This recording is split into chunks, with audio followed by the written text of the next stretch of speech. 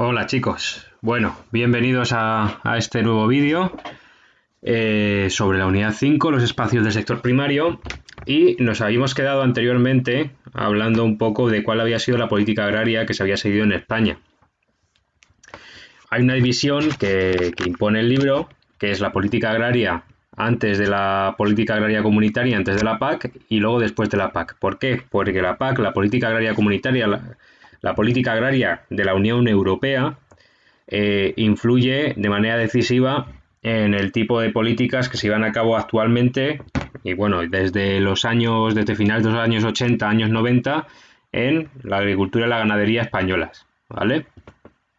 Entonces, por eso merece la pena detenerse en saber qué es la PAC, qué tipo de actuaciones ha seguido la PAC a lo largo de los años, porque una institución ya antigua que surge en 1962, ¿vale? Y cómo ha influido también en España.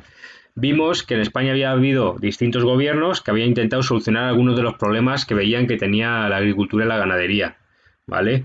¿Qué problemas eran estos? Pues el sistema de propiedad de la tierra, ¿vale? Que lo vimos anteriormente, en el anterior vídeo, lo explicamos. También el inadecuado tamaño de las explotaciones, el hecho de que estaban muy dispersas, ¿no? Entonces, por eso se trató de concentrar aún más las explotaciones.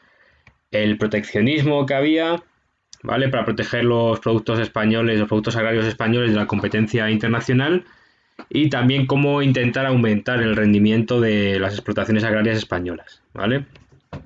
Y luego, a partir de los años 80, en el año 86, España entra en la entonces Comunidad Económica Europea, que luego a partir del año 93 se pasa a llamar Unión Europea, pues entra y entonces en España los distintos gobiernos empiezan a tomar medidas de acuerdo con esta PAC, ¿vale? Con esta política agraria comunitaria.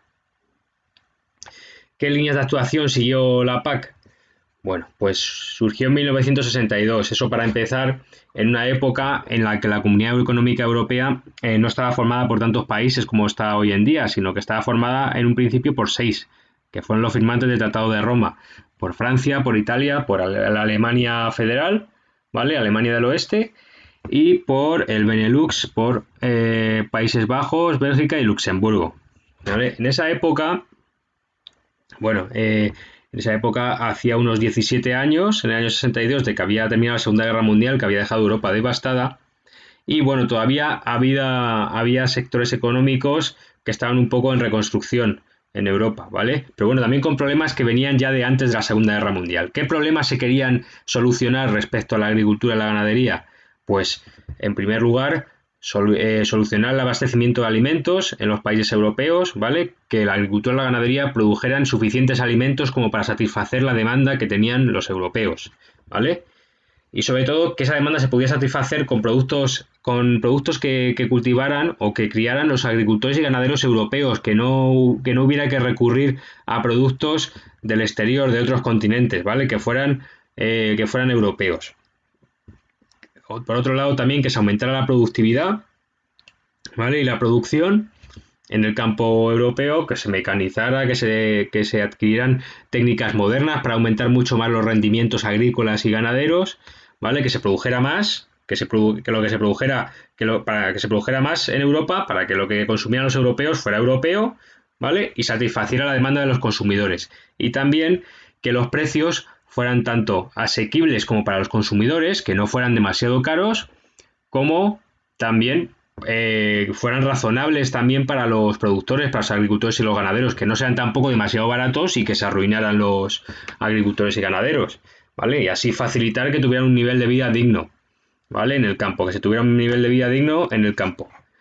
¿Y cómo intentaron llevar a cabo esto? Pues con una serie de medidas que vamos a ver ahora, ¿vale?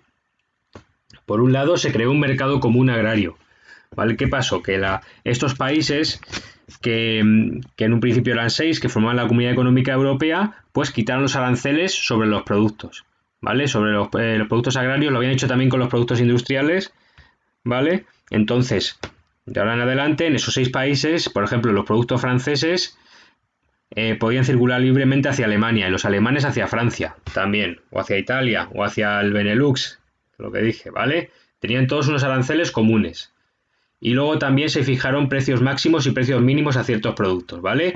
Los agricultores y los ganaderos no podían subir el precio, o en este caso los intermediarios, ¿vale? Porque muchas veces no son los agricultores y los ganaderos los que venden directamente al consumidor, ¿vale?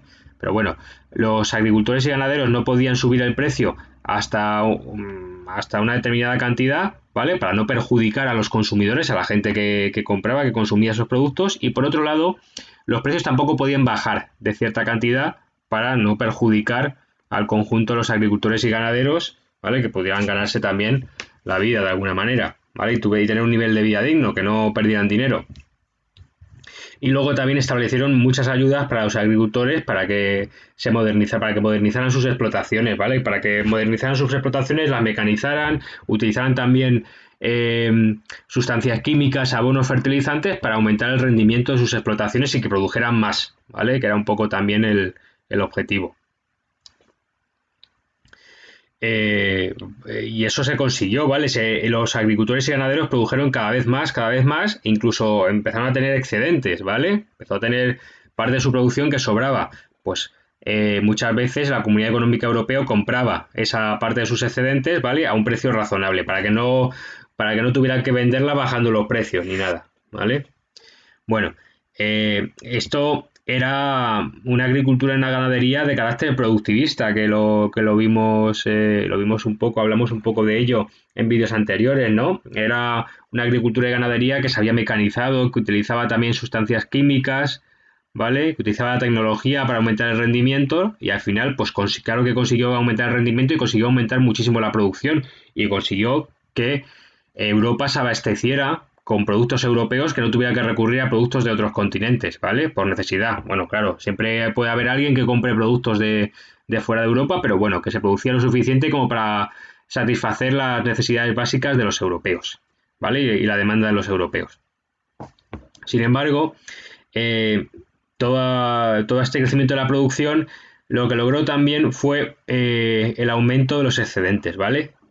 Crecieron muchísimo los excedentes, ¿vale? Se producía mucho más de lo que los europeos demandaban y entonces había un montón de tanto de productos animales como productos agrícolas que sobraban, ¿vale? Que no se sabía qué hacer con ellos, que al final se tiraban o los compraba la Comunidad Económica Europea o se hacía con ellos alguna de las cosas que vamos a ver ahora en adelante. Y otro problema que se empezó a producir fueron los problemas medioambientales, ¿vale? Que como sabemos, a partir de los años 70 creció bastante la conciencia medioambiental, ¿vale? La conciencia de que esas actividades económicas que se estaban desarrollando tan bollantes, esa industria sobre todo, pero también esa agricultura y la ganadería realmente pues estaban lesionando el medio ambiente, ¿vale? Estaban perjudicando el medio ambiente. Y entonces se empezaron a tomar ciertas medidas para lograr frenar de alguna manera este deterioro del medio ambiente. Vale, pero en cuanto a la acumulación de los excedentes, ¿qué medidas se tomaron para evitar que se acumulara tanta comida que sobraba? Pues, por un lado se destruyeron, por otro lado muchas veces se regalaron a países en vías de desarrollo o subdesarrollados, ¿vale? Y otras veces se exportaron fuera de la Comunidad Económica Europea. Y claro, cuando los agricultores y ganaderos tenían que vender esos productos, por ejemplo en América o en Asia, pues tenían que bajar mucho el precio, ¿vale? Ahí los precios eran mucho más bajos que en Europa.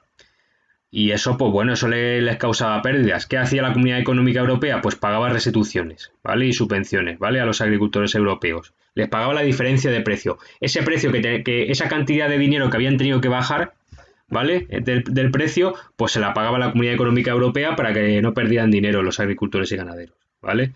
Bueno, es una medida pues, que podemos considerar en parte justa, pero sí que es verdad que tuvo efectos negativos. Por un lado, pues elevó muchísimo el gasto agrario comunitario. La PAC absorbía más del 50% del presupuesto de la Comunidad Económica Europea. Fijaos bien, ¿vale? De todo el presupuesto, de todo el dinero que aportaban todos los países de la Comunidad Económica Europea, la PAC absorbía más del 50%, ¿vale?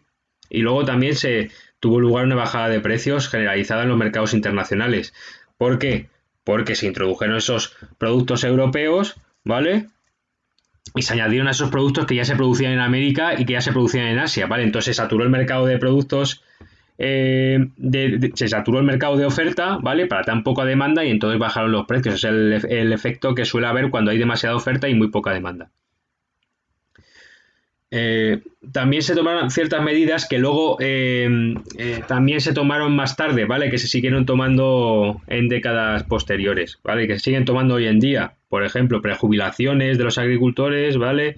Retirada de tierras de la producción, se establecieron cuotas a productos excedentarios, ¿vale? Por ejemplo, la leche, se estableció una cuota que se prohibía a los ganaderos producir más de cierta cantidad de leche, ¿vale? Y si no, pues tenían lugar multas o otro tipo de penas. Y luego se empezó a fomentar también la extensificación, la vuelta un poco a la agricultura extensiva del barbecho, ¿vale? Que la agricultura tradicional para reducir un poquito esa productividad que había aumentado mucho, que al principio era bueno, como hemos visto, porque satisfacía la demanda de los europeos, pero es que había crecido muchísimo y había muchos excedentes. Y los problemas medioambientales, pues se empezaron también a manifestar en esa época, ¿vale? Se empezaron a manifestar en esa época, se habían manifestado ya anteriormente, pero como digo, en esa época empezó un poco la conciencia ecologista, ¿vale? España entró en la Comunidad Económica Europea en el año 86, que fue precisamente un momento en el que estaba cambiando la PAC, ¿vale? Estaba un poco, todavía estaba el modelo de PAC antiguo, del que hemos hablado ahora, ¿vale? Muy productivista, y estaba cambiando ya de alguna manera, ¿vale? Cuando había, justo en esos momentos, años 80, pues es un momento crítico en cuanto hay muchísima acumulación de excedentes en el mercado europeo agrario y había bastantes problemas medioambientales, ¿vale? Entonces, España entró en la Comunidad Económica Europea. ¿Y qué medidas impuso la Comunidad Económica Europea a España en el sector agrario? Pues bueno, la agricultura y la ganadería españolas tuvieron que reorientar sus exportaciones más a favor de los países europeos, ¿vale? Entonces, que la mayor parte de los productos que producían la agricultura y ganadería españolas, pues se pasó a exportarse a países de la Comunidad Económica Europea principalmente. No es que tuvieran prohibido exportarlo a otros continentes, pero a partir de que entró en la Comunidad Económica Europea, pues pasó a exportar su mayoría a la comunidad, ¿vale? A la Comunidad Europea. Los precios agrarios subieron, ¿vale? Porque tenían que tener los mismos precios que había en la Comunidad Económica Europea, no podían ser mucho más bajos, y entonces en general subieron los precios agrarios aquí en España, ¿vale? Se adoptó también un sistema de cuotas, que he comentado antes, que prohibía producir más de una determinada cantidad, y eso afectó sobre todo a la zona cantábrica, que dependía mucho de la ganadería bovina, de la ganadería de las vacas, ¿vale? Y a la zona de viñedo y cereal del interior peninsular. Y luego una parte buena, pues que los agricultores y ganaderos españoles, pues sí que mejoraron su nivel de vida, recibieron bastantes ayudas y eso contribuyó un poco a modernizar la agricultura y ganadería españolas y también a elevar el nivel de vida, como he dicho, de agricultores y ganaderos españoles, ¿vale? A partir de los años 80. Bueno, hemos dicho que España entraba un poco en un momento de cambio de la PAC, ¿vale? Pues el cambio ya se tuvo lugar ya de forma ya claramente a partir de los años 90, ¿vale? En ese momento pues se pusieron en marcha una serie de reformas para ya reducir definitivamente los excedentes, diversificar la producción, liberalizar en mayor medida el sector, ¿vale? Que no interviniese ya tanto la Unión Europea en la fijación de los precios, ¿vale? Bueno, como sabéis un poco la definición de liberalización en cuanto a la economía, ¿vale?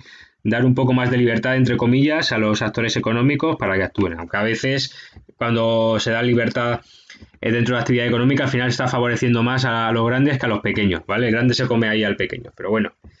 Y luego solucionar los problemas medioambientales. En parte, esto era para intentar alcanzar un modelo más postproductivista, ¿vale?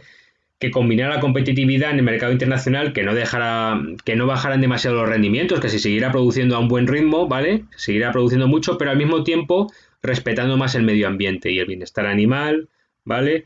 Promoviendo también el desarrollo territorial de las regiones agrarias, manteniendo a la población, creando empleo, ¿vale? Todo ello.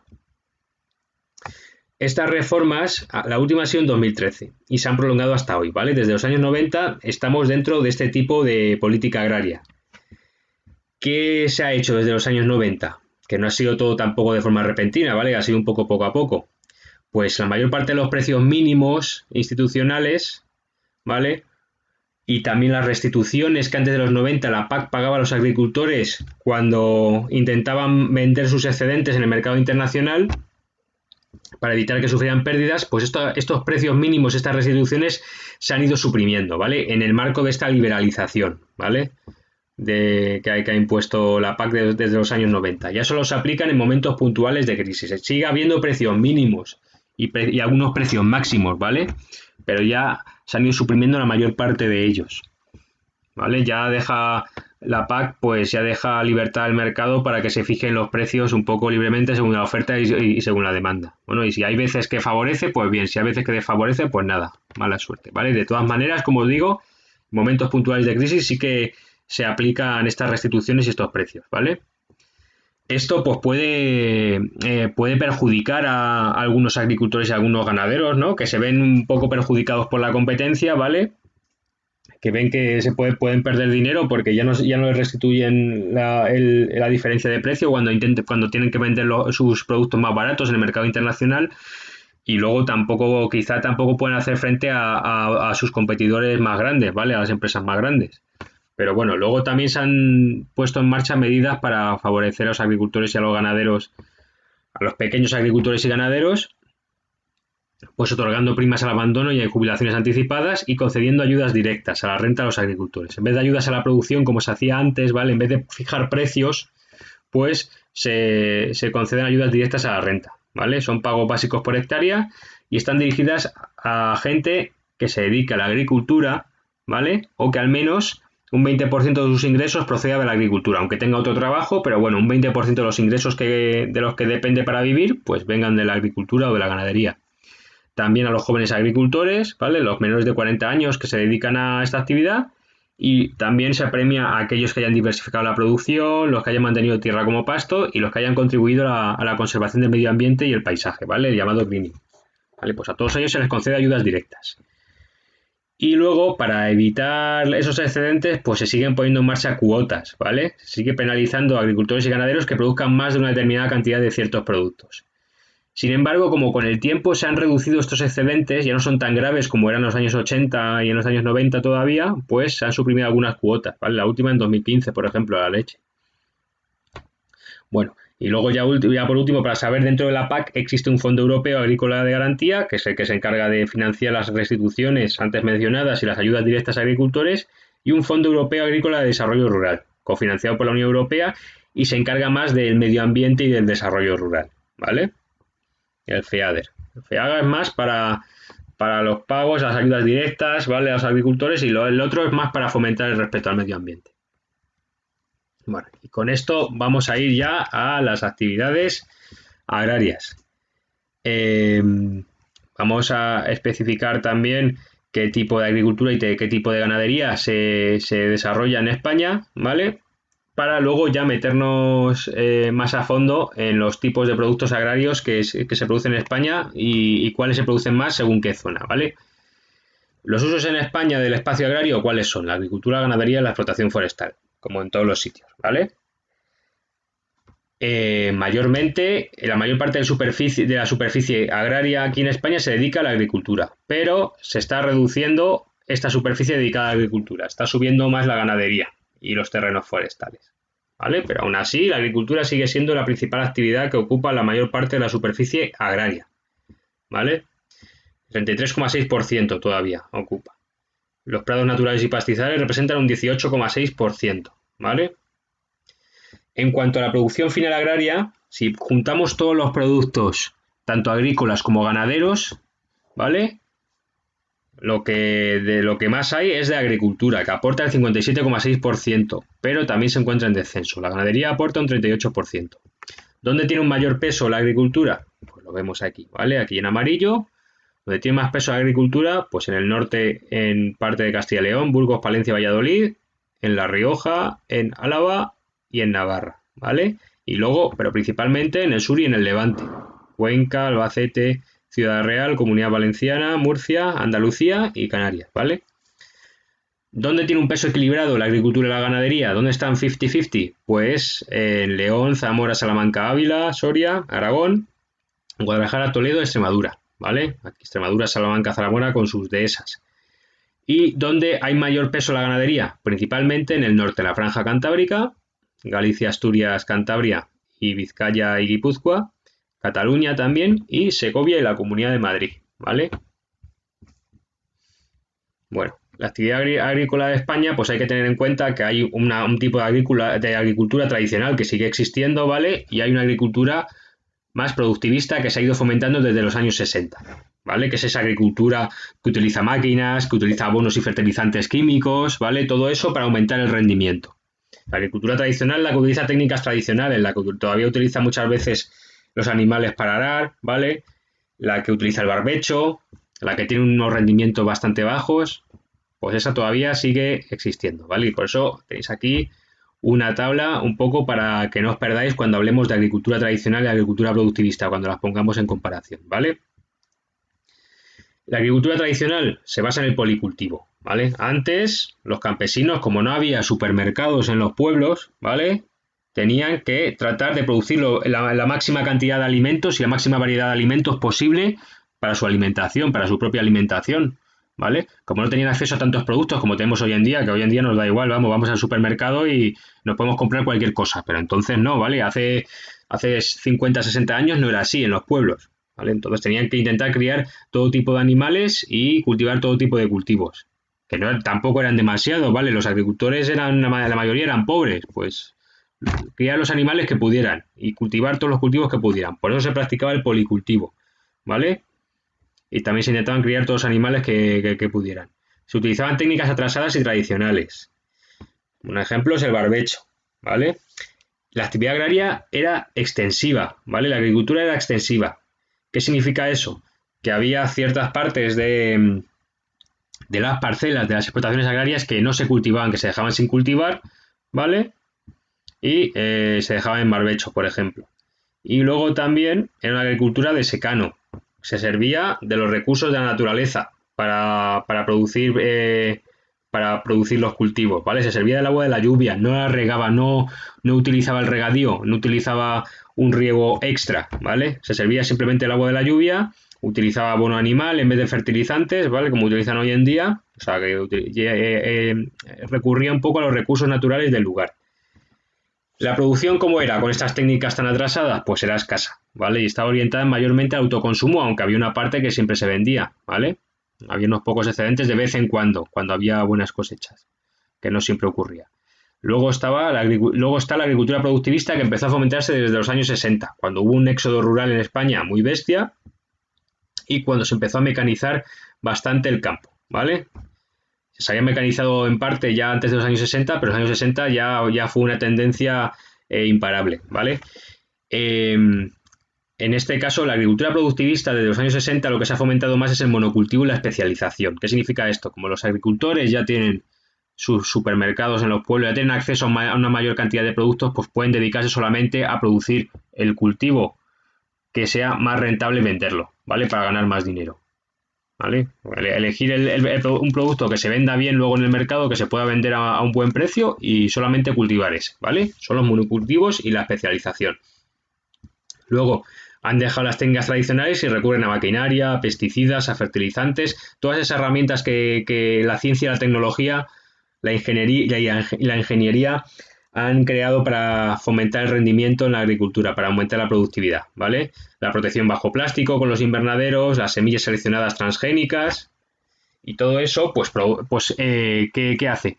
Que aumente bastante los rendimientos, ¿vale? Que se produzca mayor cantidad de alimentos y que esos alimentos, ¿vale? Esos cultivos, por ejemplo, esas frutas, esas hortalizas, esos productos agrarios no se vean tan perjudicados por las plagas, ¿vale? Que aumenten su tamaño, todo eso, ¿vale? En comparación con la agricultura tradicional en la que muchas veces pues las cosechas eran malas, se vienen afectadas por plagas o era una mala cosecha y crecían todos como muy pequeños, ¿vale? Todos los productos, las frutas, las hortalizas. ¿Vale? En este caso, pues nos asegura cosechas buenas todos los años y además en grandes cantidades y bueno, con buen tamaño, ¿vale? Es una actividad agraria intensiva. ¿Qué significa esto? Intenta mantener un rendimiento alto todo el año, ¿vale? Intenta además aprovechar todo el terreno para cultivarlo, con abonos, fertilizantes, protección bajo plástico también, ¿vale? Y muchas veces pues hay agricultura de regadío, ¿vale? Aunque la agricultura de regadío también se conocía, también hay una agricultura de regadío tradicional, pero bueno, les ha fomentado más la intensiva a partir de este cambio productivista. ¿Y cómo es la producción? Pues abundante, como he dicho, ¿vale? Con numerosos excedentes y se orienta a la venta en el mercado. Ya no necesita el agricultor eh, cultivar sus propios alimentos para consumirlos él, ¿vale? Los puede comprar perfectamente en el supermercado, así que nada. Pero al mismo tiempo, a pesar del carácter predominantemente productivista de la agricultura española que tiene hoy en día, desde los años 90, con lo que hemos comentado un poco con la PAC, se está intentando fomentar un tipo de agricultura postproductivista. ¿Qué significa eso? Pues que supere un poco los excesos de la agricultura productivista, los efectos negativos de la productivista. ¿Cuáles son los efectos negativos que tiene la agricultura productivista? Principalmente dos, que produce muchos excedentes, produce demasiada comida, ¿vale? Para ser consumida, entonces sobra bastante, hay muchos excedentes, y luego también ha deteriorado bastante el medio ambiente. Y por eso hoy en día en España, evidentemente existe agricultura tradicional en algunos lados, pero lo que más hay es agricultura productivista. Pero se está intentando fomentar también una agricultura de tipo postproductivista, poco a poco, ¿vale? Así, de esta manera. Podemos decir como tendencias que hay en la agricultura hoy en día en España.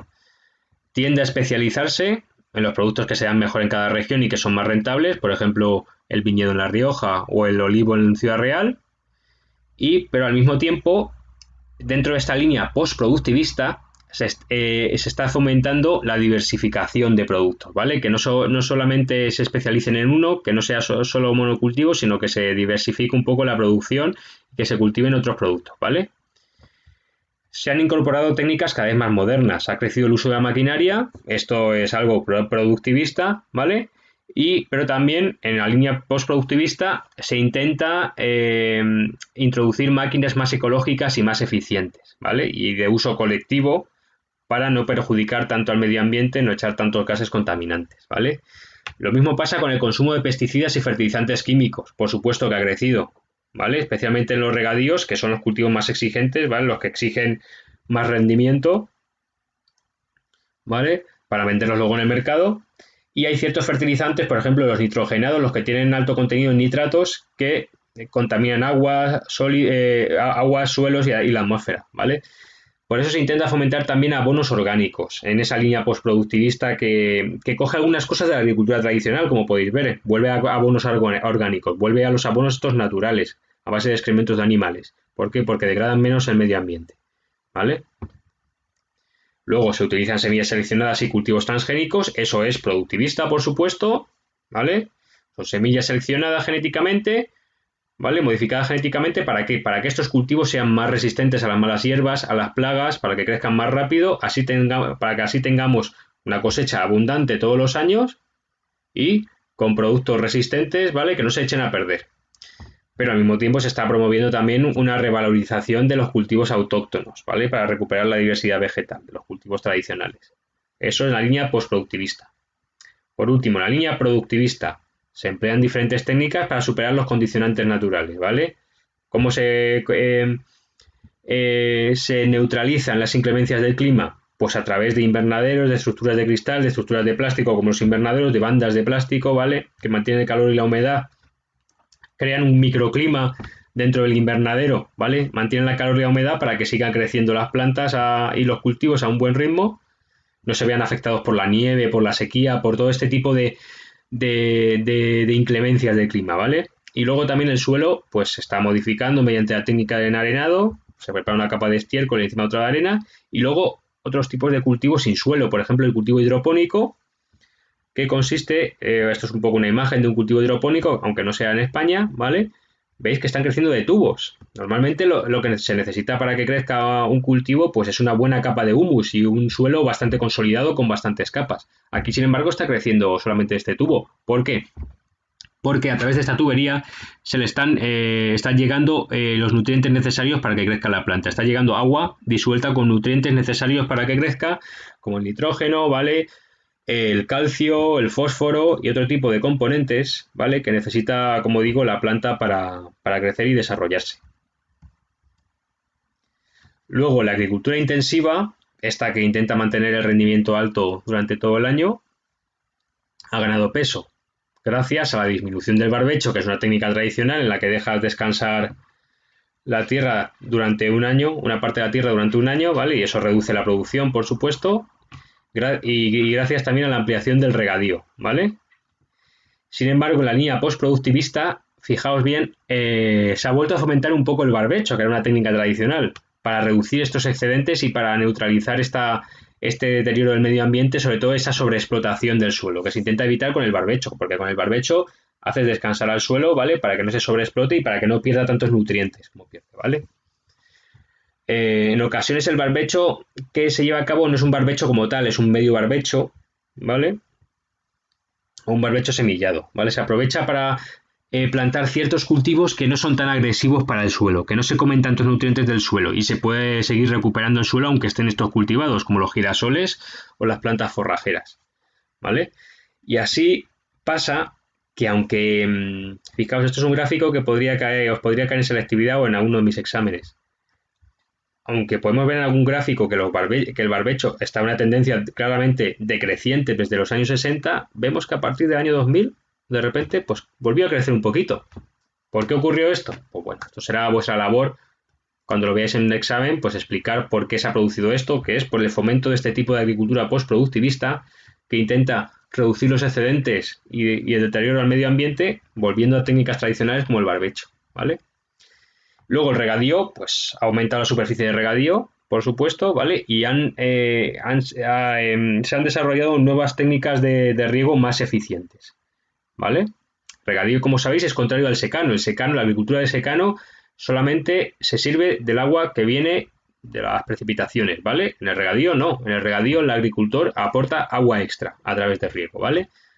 El riego puede ser por gravedad, a través de los tradicionales canales, acequias, que despilfarran bastante agua, que ya os acordáis que la mayor parte de los recursos hídricos españoles se los bebía la agricultura de regadío, el 80%, ¿vale?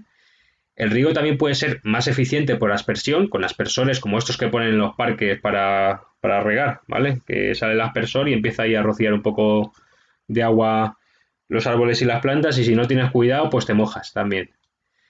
O también el riego puede ser por goteo, ¿vale? A través de tubos, una serie de tuberías finitas que se posicionan cerca de los cultivos y bueno, muchas veces se controlan a veces también de forma electrónica, pues llevan ahí el agua y van cayendo a gotitas. Hay un agujerito en esa tubería justo donde está la plantita, pues para que caiga justo en la plantita. Los regadíos pueden ser intensivos o extensivos. Los tradicionales eran los extensivos, que proporcionan una sola cosecha en la misma época que los secanos, ¿vale? Aunque tienen más rendimiento que los secanos. Y se dedican sobre todo a plantas industriales como el algodón o a forrajeras. Y luego están los regadíos intensivos al aire libre o en invernaderos, que están en zonas como la Comunidad Valenciana, sobre todo Andalucía y Murcia, que proporcionan varias cosechas anuales, ¿vale? Tienen varias cosechas a lo largo del año, no tienen como la agricultura tradicional que tiene solamente una cosecha en un año, ¿vale? Tienen varias cosechas de frutas y hortalizas, sobre todo. Se cultivan hasta cultivos tropicales, ¿vale? Como el mango o el aguacate.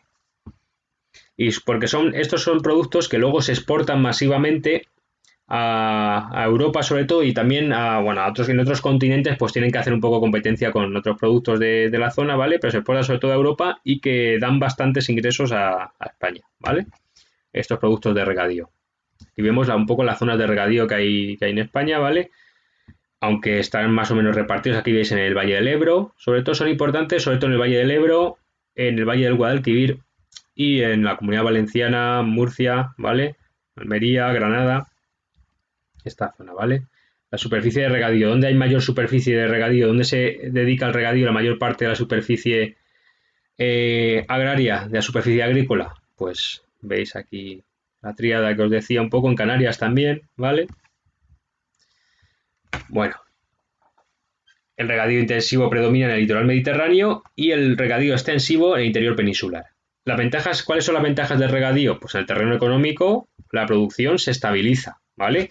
Hay buenas cosechas todos los años, porque ya no dependes del agua de la lluvia. Y si imaginaos, en la agricultura tradicional de secano, pues pasaba mucho eso, que si había un año malo y llovía poco ese año, pues nada, te fastidiabas y tenías una mala cosecha. Esto no pasa en el regadío porque tú le aportas un agua extra a los cultivos y tienes buenas cosechas todos los años, ¿vale? Prácticamente todos los años. Y produces mucho más, ¿vale? Y todas esas frutas y hortalizas que se producen en el regadío en España, luego se venden muy bien en Europa, ¿vale? Por las condiciones climáticas que tenemos en España, esa agricultura de regadío, por ejemplo, no se puede tener en otros países de Europa donde llueve más, ¿vale? Y también donde la agricultura pues tiene más desventajas, ¿vale? Como en el norte de Europa o en el centro de Europa. Entonces, todos estos productos agrícolas se exportan y y aportan bastantes ingresos a España. Luego, en el terreno social, pues puede mejorar el nivel de vida y ofrecer empleo, ¿vale? En ocasiones, pues ofrece buenos empleos, en otras ocasiones no tanto, ¿vale? En la zona de los invernaderos, en Almería, en Murcia, en Granada, pues también abunda bastante el trabajo de los temporeros y de jornaleros que sobre todo vienen de otros países que son inmigrantes y que trabajan en unas condiciones bastante penosas, ¿vale? O sea que lo de que crea empleo, pues relativamente. En el terreno demográfico, pues atrae población para las tareas agrarias, ¿vale? Y en el terreno cultural, pues mejora la preparación técnica y profesional de de ciertos trabajadores en estas explotaciones, no de todos, porque la mayoría pues no trabajan en demasiadas buenas condiciones y mantiene un valioso patrimonio histórico también. Las acequias y las norias, bueno, pues donde se conserven. ¿Cuáles son los problemas de regadío? Principalmente el derroche del agua, ¿vale? Que consume el 80% del agua que tenemos en España, la alteración medioambiental también por la erosión del suelo por el agua, la contaminación difusa del suelo y del agua. ¿Por qué? Pues porque cuando se echan fertilizantes y esos fertilizantes, sobre todo los nitrogenados, contienen óxido de nitrato, pues nada, ese óxido de nitrato se va extendiendo, lo va extendiendo el agua por el suelo, lo va filtrando y bueno, se extiende a varias capas del suelo. Y luego la alteración paisajística también. ¿Vale? En la actualidad, pues el regadío, pues a ver, en las últimas décadas ha aumentado, pero actualmente, más que aumentarlo, se intenta pues mejorar y modernizar los regadíos que existan, ¿vale? Para evitar el derroche de agua y un uso más eficiente de la misma. Bueno, y con esto habríamos terminado por hoy, ¿vale? En el siguiente vídeo empezaremos hablando de cuáles son los productos típicos de cada zona, ¿vale? Y bueno, intentaremos avanzar lo más posible. Así que nada, un abrazo, chicos.